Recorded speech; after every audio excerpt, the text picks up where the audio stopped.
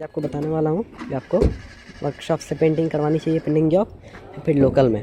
तो पूरा एग्जांपल के साथ दूंगा। देख सकते हैं ये गाड़ी एक्सपार्ट पीछे से स्टॉक कंडीशन में है, लेकिन ये पूरा लोकल में पेंट किया हुआ है। ठीक है, ये देख सकते हैं लोकल में पेंट हुआ है, किस तरह का लग रहा है देख सकते हैं आप। खुद से फिनिशिंग देख सकते हैं, मैं प्रैक्टिकल आपको जेन्युइन वीडियो दे रहा हूँ। वो देख सकते हैं रिफ्लेक्शन कैसा है, हालांकि ठीक है, ठीक ठाक है, बॉडी में कोई प्रॉब्लम नहीं आएगी, रस्टिंग में नहीं पकड़ेगी, लेकिन वहाँ पर झड़ेगा। और ये देख सकते हैं कंपनी पेंटेड, ये देख सकते हैं यहाँ से कंपनी पेंटेड है, ये लोकल पेंटेड है। डिफरेंस में आपको साफ दिखेगा।